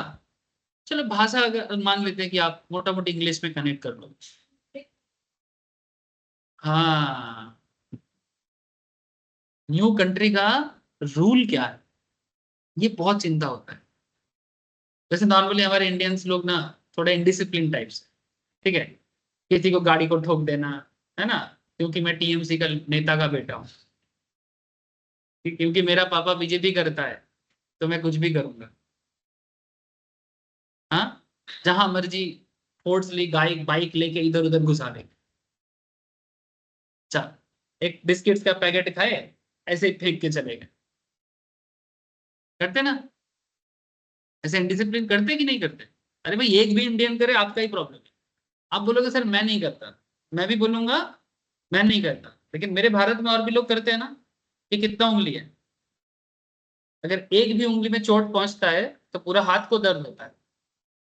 यस और नो? तो अगर एक भी इंडियन गलती करता है, गंदा करता है या जो भी गलत काम करता है, ये पूरा देश का ही तो दर्द है। आप कैसे बोल सकते हो कि मैं नहीं करता? देश का प्रॉब्लम सबका प्रॉब्लम। यही तो प्रॉब्लम है, हम लोग टू मच सेल्फिश हो रहे हैं। बस अपना घर साफ रहे, रास्ते में कचरा पड़ा है, ये मेंटेलिटी के कारण ही हम लोग डेवलप नहीं हो पा रहे। अपने घर को साफ करने के लिए बाहर को गंदा कर देते, तो क्या होगा? घर पे तो गंदा नहीं किया ना। अरे भाई, तेरा ही देश है, तेरा ही रास्ता है, और हम सबको एक ही है, ऐसा सोच लोगों के अंदर है ही नहीं ना, तभी तो प्रॉब्लम होता है। हम लोग स्विट्जरलैंड जाके सेल्फी खींचते हैं, how clean country is this. हाँ, न्यूजीलैंड जाके गाड़ी का एक आवाज तक नहीं आता है। क्या इंडिया में नहीं हो सकता? हम मानते थोड़ा पॉपुलेशन ज्यादा है, लेकिन साफ सफाई में क्या प्रॉब्लम है? जैसे वर्ल्ड का एक चीज बना, मेघालय का एक गांव है, गांव का नाम मुझे याद नहीं आता, थोड़ा सा अलग लैंग्वेज है तो मेरे को उतना याद नहीं आता है, लेकिन मेघालय का एक गांव है जो वर्ल्ड का सबसे क्लीनेस्ट विलेज का अवार्ड मिला। जानते हो? हाँ, गांव का नाम क्या है? याद करके बताना मुझे, ठीक है? The cleanest village in the world, the village in Meghalaya. कभी जिंदगी में मौका मिले तो घूम के, अपना ही देश है। सर आप भी जाओ। हाँ सर, मैं भी जाऊंगा, ये मेरा लिस्ट में है, ठीक है, एक्चुअली मैम के लिस्ट में है, क्योंकि क्लीनेस्ट विलेज कहाँ है मैम मेरे को बोले जाना है। तो ऐसे मैम वेजिटेरियन है, तो मैम बोलते हैं मेघालय में वेजिटेरियन खाने का थोड़ा प्रॉब्लम, ठीक है, तो बोलते कोई बात नहीं, फ्रूट्स खा लेंगे। ऐसे उधर फ्रूट्स बहुत मिलता है। सो आई होप यू अंडरस्टैंड कि सम ऑफ यू कॉन्सेप्ट समझ में आ रहा है ना सर? कि क्या नाम है? Penglipuran. Penglipuran Meghalaya cleanest world का ना, वर्ल्ड का वही लिखा है ना। बाहरी जगह में जो एक स्लम एरिया है, लेकिन ऐसा चल रहा है उसको देखते हुए। वो इंडोनेशिया में रेनबो विलेज, वो स्लम है, इंडोनेशिया में रेनबो विलेज कर, बहुत सुंदर सजा, लोग बाहर से देखने के लिए आते हैं। क्लीनेस्ट में नहीं है क्योंकि स्लम है, तो फिर क्लीन कैसे होगा? हाँ, स्लम ही है, लेकिन वो स्लम को भी बहुत सुंदर सजाते हैं। अच्छा, अब देखो धीरे धीरे, तो सम ऑफ यू में later wish to specialize subject called taxation. आप लोग सभी कोई टैक्सेशन में आगे आगे, हर कोई सीए में तीनों ही टैक्सेशन में बहुत काम करते हैं। Tax laws are also laws. In order to become an expert in taxation, you should possess the basic awareness of the legal and regulatory framework. तो दुनिया की किसी भी कंट्री में जाके काम करो या फिर इंडिया में काम करो, आपको लॉ जानना जरूरी है। लॉ से आपको मैं कुछ इंटरेस्टिंग इतिहास और कनेक्शन करता हूँ। to provide a set of uniform rules and regulations that will govern the conduct of people interacting with each other in a personal as well as business relationship. So what is law? एक uniform rules है. Uniform माने सबके लिए लागू होता है. जैसे school में यूनिफॉर्म किसको बोलते थे? ड्रेस को बोलते थे ना. क्यों? क्योंकि सबके लिए लागू होता है. क्या समझे? यूनिफॉर्म क्यों बोले? जो सबके लिए इक्वल होगा. इसीलिए बहुत जगह में ये रिसेंटली इसको लेके भी कितना बवाल हुआ. आप बोलेंगे सर फिर से कंट्रोवर्सी कर रहे हो. नहीं, कंट्रोवर्सी नहीं है. मैं कंट्रोवर्सी नहीं कर रहा हूँ. बवाल होता है तो बोलता हूँ. जैसे कर्नाटका में एक स्कूल में वो वैसे मुस्लिम में एक पहना होता है ना, हिजाब. ठीक है, हिजाब. ठीक है, बेसिकली मुंह को ढक के पहना जाता है. तो स्कूल ने बोला कि देखो सबके लिए यूनिफॉर्म ड्रेस है, आप हिजाब पहन के ना आओ. ठीक है, क्योंकि हिजाब एक ड्रेस के अंदर आ जाता है. लेकिन रिसेंटली सुप्रीम कोर्ट ने इसके बारे में कुछ क्वेश्चन किया, क्योंकि हिजाब मुस्लिम कम्युनिटी का एक इट्स अ पर्दा कॉन्सेप्ट है. जैसे पहले हमारे समाज में महिला लोग ऐसे घूमटा का रखते थे, ऐसे आजकल का हिजाब में से आंख तो दिखता है लेकिन फेस पूरा ढका रहता है. तो सुप्रीम कोर्ट ने फिर इतना प्रॉब्लम हुआ क्योंकि फिर से वो ड्रेस को लेके एक जात पात हो रहा है. तो सुप्रीम कोर्ट 2-3 क्वेश्चन कर रहा है. तो फिर ये जैसे हिंदू लेडीज लोग जैसे बिंदी पहनते हैं, ठीक है, या फिर टीका काटते हैं, है ना. तो टीका काटना या बिंदी पहनना ये तो हिंदू कल्चर के साथ है. तो यहाँ पर मुस्लिम बस का कहना है कि जैसे हिंदुओं के लिए टीका लगाना या बिंदी लगाना एक कल्चरल कॉन्सेप्ट है, हमारे लिए हिजाब पहना एक कल्चरल कॉन्सेप्ट. ये भी एक क्वेश्चन है ना. सुप्रीम कोर्ट इसको लेके भी कंफ्यूज हो गया. मैं सही गलत का बात नहीं कर रहा हूँ, उसके लिए सुप्रीम कोर्ट बैठा हुआ है. मेरा काम नहीं है, इतना बड़ा दिमाग नहीं है मेरा, मैं डिसीजन नहीं दे सकता. सुप्रीम कोर्ट नहीं दे पा रहे तो मैं कौन हूँ. ठीक है, तो स्कूल बोल रहे हैं कि हम एक यूनिफॉर्म ड्रेस बनाएंगे जिसको सबको फॉलो करना है. लेकिन मुस्लिम कम्युनिटी बोल रहे नहीं, हम हिजाब पहन के जाएंगे. तो फिर स्कूल वाले बोल रहे हैं तो फिर क्या आप हिंदू बच्चे लोगों को, स्पेशली गर्ल्स को, क्या आप तिलक काट के स्कूल में आने के लिए एंट्री दोगे या बिंदी लगाने का परमिशन दोगे? This kind of things. समझ में आ रहा है? हेलो, बोल. क्लास सोच. हाँ, ना ना फाइन.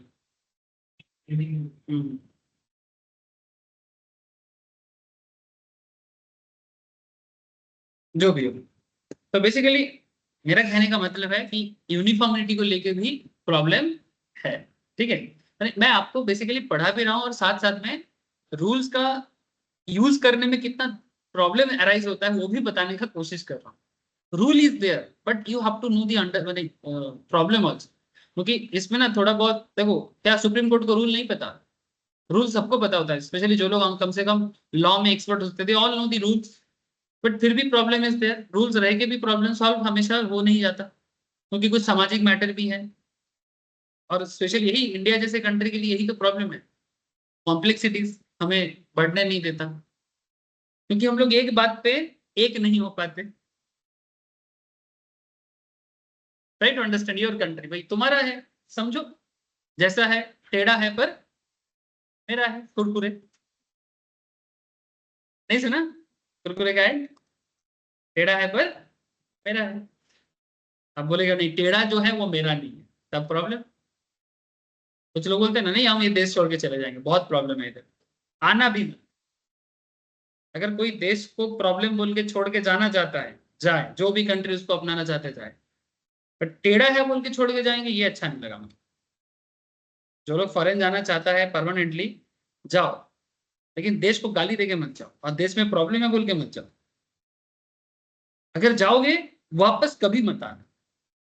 एंसेस्टर प्रॉपर्टी के लिए भी मत आना. आना ही मत. प्रॉब्लम है तो क्यों लेना? जिसमें प्रॉब्लम है उसका अच्छा भी नहीं लेना है, बुरा भी नहीं लेना है. क्या सही है कि नहीं? मेरा मानना है लॉ नहीं बोलता है इसको. इसीलिए तो बोला, ये मेरा मानना है, लॉ थोड़ी ऐसा बोला.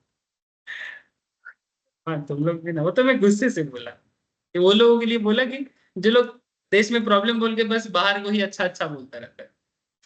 मैंने अपने घर में प्रॉब्लम होगा तो घर को ही खराब बोल देगा. क्या सबका घर परफेक्ट है? तो ये तो छाती पे हाथ रख के बोलो तो सबका घर परफेक्ट है, हो ही नहीं सकता। कैसे होगा? एक हर इंसान परफेक्ट नहीं है तो फिर घर कैसे परफेक्ट? इंसान परफेक्ट होगा तब ना घर परफेक्ट होगा, और वो तो होना बहुत मुश्किल है। देखो लॉ का सिस्टम कितना इंपॉर्टेंट है, इसके लिए थोड़ा सा इतिहास फिर से आ जाएगा। मैं नहीं कहना चाहता, इंस्टीट्यूशन ही कहना चाहता है, सरकार ही कहना चाहता है। If we talk about ancient law on the basis of information available from different sources, code of Hammurabi बहुत फेमस लॉ है, शायद कभी कोई इतिहास में पढ़ा होगा हम्मुरबी के बारे में। ये बेबीलोन का राजा था। बेबीलोन जानते हो? बेबीलोन माने आज का इराक। इराक ईरान का जो एरिया है, स्पेशली इराक, वो बेबीलोन नाम से जाना जाता हिस्टोरिकल। तब वहां पर रोमन कल्चर होता था। इराक जो है वहां पर 2 रिवर था, इतिहास में शायद पढ़ा है आप लोग, टाइग्रीस एंड यूफ्रेटिस, 2 रिवर के बीच में जगह था।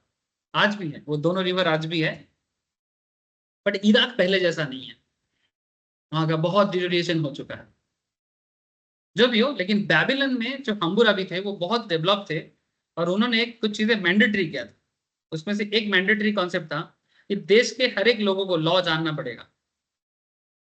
इसके लिए उन्होंने क्या किया था, कंट्री के अंदर डिफरेंट बल्कि स्टोन स्लैब्स में से, ये कब का पुराना बात है जानते हो? बिफोर क्राइस्ट, माने जीसस क्राइस्ट के जन्म से कम 1500-1700 साल पहले, माने approx 2000 years ago, BC, before Christ, 1792 BC, बहुत पुराना बात है, ठीक है। He curved the code on bulky stone slabs and ordered to place those stones on different places all over the city so that public may have the knowledge of codes. Codes one law. He also appointed judges to check whether public is following the laws or not.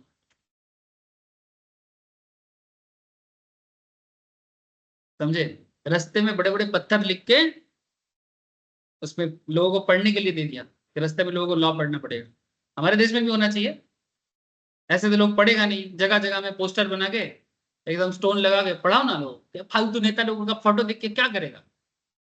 हाँ, जहां देखो इसका photo, Modi ji, ममता दी, क्या करेंगे? जो है तुम्हारा पद रहेगा, कुछ काम का पोस्टर लगाओ। क्या बोलते हो सर? चलो हम लोग लगाते, आज लगाना चालू करेंगे, पर हम लोगों को जेल में डालेंगे। भगत सिंह जैसा होना पड़ेगा, उतना दम नहीं है। यही तो प्रॉब्लम है, दम वाला लोग कम हो गया सोसाइटी में। He curved the code on bulky stone slabs and ordered to place those stones in different places all over the city so that public may have the knowledge of codes. He also appointed judges to check whether public is following or not. In 450 BC, a set of bronze was engraved on 12 bronze tables in Rome. ठीक है, Babylon के बाद रोम का बात आ रहा है। ठीक है, रोमन एम्पायर ये यूरोप के अंदर जो आज का इटली एंड ग्रीस एरिया, ठीक है। 12 ब्रॉन्ज टेबल बनाया गया। It's considered as the first most detail code of any civilizations जो मिला है, माने एक डिटेल्स माने हिस्टोरिकली मिला है, ठीक है। ऐसे तो हमारे देश का भी बहुत सारा किताबें हैं जो वेद वगैरह है, जो इनसे भी पुराना है, बट क्या है ना, वो सब लिखित में मिला। कहीं पर ऐसे एंथ्रोपोलॉजी माने एंथ्रोपोलॉजी बोलते हैं ना, माने स्टोन्स के थ्रू से या इस तरह का कहीं पर भी ढूंढना पॉसिबल नहीं हुआ है। थोड़ा बहुत मिला है, बट हमारे देश में इंडियन सिविलाइजेशन को थोड़ा प्रमोट कम ही किया गया है। तुम लोग अगर ओडिशा जाओगे ना, वहां पर अशोका का तुमको स्टोन ग्रेविंग्स मिलेगा। ओडिशा में धवलगिरी बोल के एक हिल्स है जहाँ पर गौतम बुद्ध ने बुद्धा स्टैचू उन्होंने ही बनाया था, अशोका नहीं। और वहां पर आपको अशोका रिलिक्स मिलेगा, जिसमें बेसिकली स्टोन्स में सेम तरह का लॉ आज भी। मेरे पास फोटो है, दिखाऊंगा, मैं लिख के लेके आया, मैंने फोटो लेके आया। सेम काइंड ऑफ जो यहाँ पर हम्मुरबी का बात कर रहा है, ड्यूरिंग सम्राट अशोका के टाइम पे एक्चुअली अशोका उड़ीसा में अटैक किया था। Actually Orissa one India concept में आना नहीं चाह रहा था, और चाणक्य का कहना था, जो अशोका का मेन ये था, चाणक्य के तो जानते ही हो आप लोग। तो चाणक्य जी ने बोला था कि पूरा भारत को एक होना पड़ेगा, नहीं तो अलेक्जेंडर जैसे बाहरी फोर्स हमें बार बार हरा देगा, इन्वेड कर देगा। तो इसके लिए पूरे भारत को एक होना चाहिए। ये अलग अलग राजा में अगर बढ़ जाएंगे, राजा रहेगा लेकिन एक सम्राट रहेगा जो सबका बात मानेगा, जो जैसे कि prime minister in today's world, ठीक है। तो उस टाइम पे तो कोई बोला कि तो फिर कौन होगा पावरफुल, तो अल्टीमेटली बहुत जगह में थोड़ा सा लड़ाई लड़ना पड़ा और बाकी बातचीत करके हो गया। तो लेकिन ओडिशा नहीं माना, क्योंकि ओडिशा था वर्ल्ड का ऑन दैट टाइम एकमात्र डेमोक्रेसी। ओडिशा का मानना है कि हमारा राजा जो वही बनेगा जो जिनको हम डेमोक्रेटिकली चूज करते हैं, हम अशोक को अपना किंग नहीं मान सकते। तो फिर जब बहुत कोशिश किया, इवन चाणक्य ने अशोका के साथ ओडिशा के किंग का जो बेटी है उनका शादी भी दिलाया, रिलेशंस भी बनाया। इसलिए पुराने समय में राजा लोगों का इतना शादी होता था। This is for political relationship purpose to protect the country. ऐसे बहुत लोग बोलते ना पुराने राजा लोगों का भी तो 10-10 बीबिया होता था, but those 10 wives are for different reasons, not for today's last purpose। आज के डेट में जो लोग सोचते हैं ना, आज के डेट का कॉन्सेप्ट के साथ वो पुराना कॉन्सेप्ट में बहुत पुराना प्रॉब्लम है। वो लोग अपनी बीवी के साथ टाइम भी नहीं बिता पाता था, और अशोक तो अपनी बीवी के अगेंस्ट में ही लड़ा है। और इंटरेस्टिंगली उसका बीवी अपने पापा के साइड से लड़ा था, और अशोका एक ही वार में अपने वाइफ के साथ लड़ रहा है और उनके साथ उनका रिलेशन अच्छा था। और उस लड़ाई में अशोका ने बहुत लोगों को मारा था, क्योंकि अशोका बहुत पावरफुल थे। और कलिंग एक छोटा सा किंगडम है जो आज का उड़ीसा है। तो वो जिस रिवर के साइड से हुआ था, उस रिवर के पास में ही कुछ पहाड़ी है, हिल्स है, उसी हिल्स में बुद्धा स्टैचू बनाया। और उस वार के बाद इतना खून बहा था, अशोका ने उसके बाद और कभी सम्राट नहीं बना, और उन्होंने बुद्धिज्म अपना के बाहर निकल। ये चाइना, जापान, इंडोनेशिया, ये बुद्धिज्म का जो इतना प्रमोशंस साउथ ईस्ट एशिया में हुआ है, इसका रीजन अशोका ही है, जो बाद में राजा का काम छोड़ के इसके पीछे पड़े।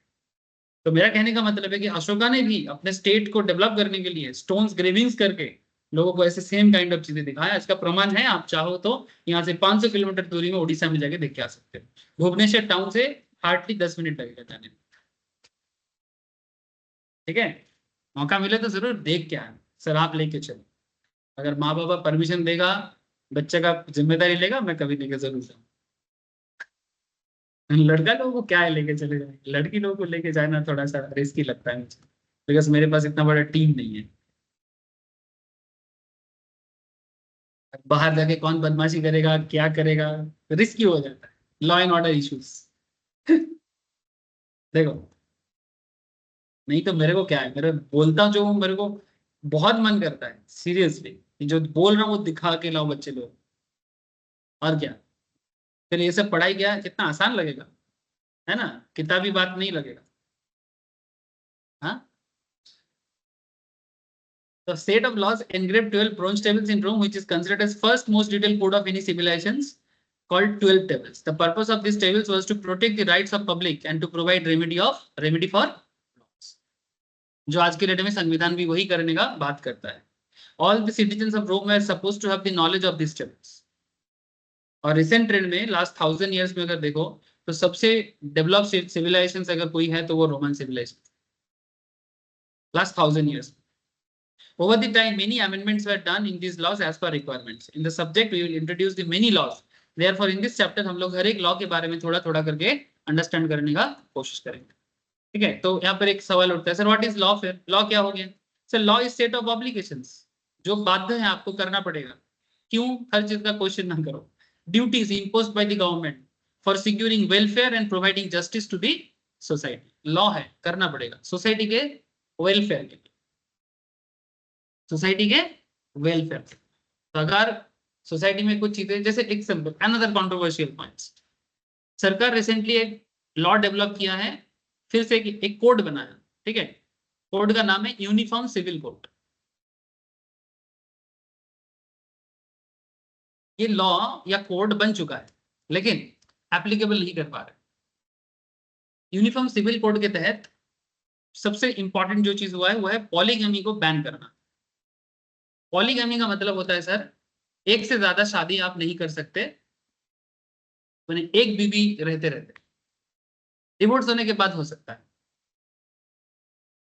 समझे? तो एक से ज्यादा शादी का प्रॉब्लम क्या है? एक से ज्यादा शादी का प्रॉब्लम यही है कि बेसिकली एक सोशल जस्टिस नहीं होगा ना। ये क्या है कि एक माने कभी कहीं का रूल हो सकता है, अभी भी कुछ समाज इसको यूज करते हैं। सरकार बोल रही है कि देश बहुत आगे बढ़ चुका है, ये सब पॉलीगमी, एक का 4 बीवी, ये सब बंद करो।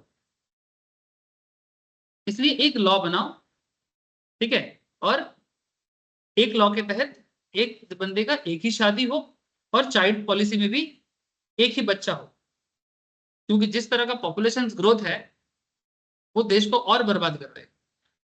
तो सिंपल बात है, पॉलीगमी को रोकना एंड वन चाइल्ड पॉलिसी में रहना। शादी भी कम होगा तो बच्चा भी होने का चांसेस कम हो जाएगा, है ना? समझ में आ रहा है ना? तो कहीं ना कहीं से ये सब कोड ऑलरेडी कुछ कुछ स्टेट में लागू हो सकता है, लेकिन देश में अभी तक लागू नहीं हुआ, कुछ पर्सनल लॉज के कारण। बिकॉज अगेन कंट्रोवर्शियल पॉइंट्स में नाम नहीं लेना चाहता, छोड़ो, ठीक है। मैंने देयर आर सब प्रॉब्लम्स जो अभी भी पुराने लॉ को ही लेके पड़े हुए हैं। जैसे हिंदुओं में प्रॉब्लम था, जैसे सतीदाह प्रथा कॉन्सेप्ट था। सतीदाह इन द सेंस कि बीच में ये प्रॉब्लम क्रिएट हुआ था मेडिवल पीरियड में, ड्यूरिंग इंग्लिश एरा, कि हस्बैंड के मरने के बाद वाइफ को भी जिंदा चिता में डाल दिया जाता था। ये जगह ये देखा गया, इसका हिस्टोरिकल बहुत प्रूफ है, ठीक है। तो और जो हस्बैंड है उसका एज है 80, और वाइफ बच्चे जो जिसके साथ शादी हुआ है वो एक 17-18 साल की बच्ची। अब क्या क्या मतलब है? तो क्या ये नियम लेके अभी भी पढ़े रहे हम लोग? है ना? तो समय बदला है, सिचुएशंस बदला है, एजुकेशन बदला है, लिटरेसी रेट बदला है, आधुनिकता आया है, तो बदलना चाहिए। अभी भी क्या पुराने चीजों को पीछे पड़ के माथा खराब कर। लेकिन अभी भी कुछ लोग, एक तबका सोसाइटी है बहुत बड़ा संख्या नहीं चाहता। तो प्रॉब्लम वही है कि गवर्नमेंट तो इम्पोज करना चाहता है बट केओस क्रिएट कर देता है, नहीं होने देंगे। जो भी करना चाहता है for the welfare, providing justice to society, India's legal framework reflect the social. देखो मैं बार बार सोशल पे बात कर रहा हूँ, पॉलिटिक्स पे भी बात कर रहा हूँ, धीरे धीरे मैं इकोनॉमिक्स पे भी बात करूंगा। ये तो मतलब हम लोग का सब्जेक्ट्स है, ठीक है। And cultural aspects of our vast and diversified, बहुत वास्ट है, बहुत डाइवर्सिफाइड है।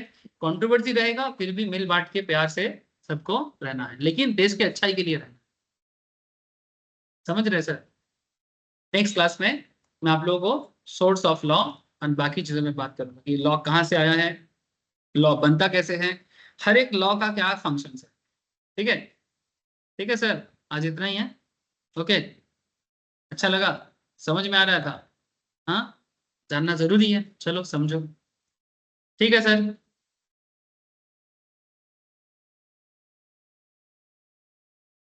ओके, थैंक यू सर, आज इतना ही है। Bye sir. Bye sir.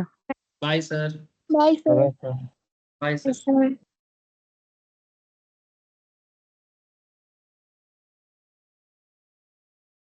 बस। Bye sir.